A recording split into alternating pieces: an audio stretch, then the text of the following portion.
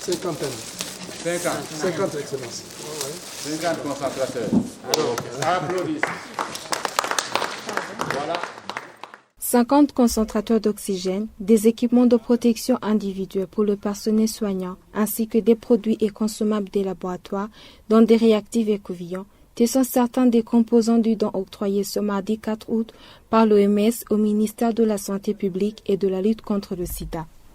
La cérémonie a eu lieu dans les enceintes de la Camebu en présence du Dr Tadei Ndikumana, ministre de la Santé publique et de la lutte contre le sida, ainsi que de l'ambassadeur de la Chine et d'un représentant de la délégation de l'Union européenne au Burundi. Dans ce mot de circonstance, le professeur Bakeita, représentant de l'OMS au Burundi, a tout d'abord salué la restauration du climat de confiance entre l'OMS et le Burundi et a transmis le message félicitations de la directrice régionale de l'OMS pour l'Afrique à l'intention du président de la République.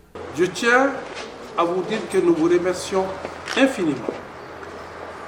Nous vous remercions pourquoi? Pour la restauration de la confiance nouvelle entre l'Organisation mondiale de la santé et le Burundi. C'est une avancée. Et nous, en tant que conseillers de votre ministère, nous sommes engagés dans cette voie. Je veux dire que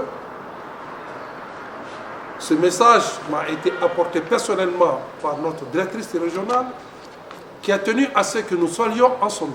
Son Excellence, Monsieur le Président de la République, qui a considéré la lutte contre la pandémie de Covid-19 comme étant une des priorités sanitaires du Burundi. Au nom de notre directrice régionale, de saluer cette action, cet acte politique très haut et très fort du Burundi par rapport aux efforts engagés par le Burundi pour nous faire face.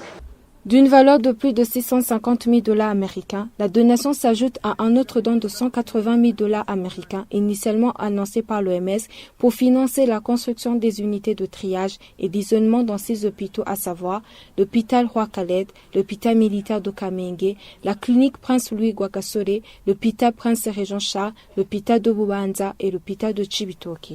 Professeur Keita, représentant du bureau OMS au Burundi, indique que ce don vient répondre aux priorités sanitaires soumises par le gouvernement burundais à l'OMS. C'est pour répondre à ces priorités que nous avons eu à mettre à la disposition du ministère de la Santé cette donation. Tout ceci a été possible grâce à l'appui de nos partenaires pour que, dans un effort conjoint, nous puissions apporter à la population burundaise le niveau de santé le plus élevé. Dr Tadei Ndikumana, ministre de la Santé publique et de la lutte contre le sida, souligne quant à lui que le gouvernement burundais salue ce don qui, d'après lui, amène un ouf de soulagement dans le secteur de la santé. Selon toujours le ministre Tadei Ndikumana, le don reçu contribue d'une part à riposter contre la Covid-19 et d'autre part à maintenir les services essentiels tels que recommandés par l'OMS. Ce sont des kits, il ne manque pas pour le ministère de la Santé parce que, comme l'OMS l'a toujours mis en avant, même si on fait face à la crise due au Covid-19, on ne doit pas mettre de côté les autres pathologies.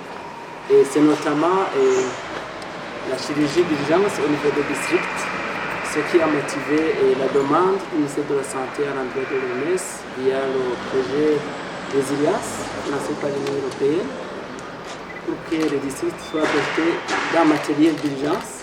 Donc nous avons souhaité que les districts puissent être à mesure de prendre en charge les urgences chirurgicales aussi. Donc ça va soulager notre système de santé. Le financement de toutes ces donations provient des fonds propres de l'OMS ainsi que des appuis des partenaires dont l'Union européenne ainsi que la République populaire de Chine. Le ministre Ndikumana a dit se réjouir de leur présence continue aux côtés du gouvernement dans sa lutte contre la Covid-19 ainsi que dans ses efforts d'amélioration de la santé des populations du Burundi. Il y a aussi du matériel pour le labo. Il y a un petit appareil PCR.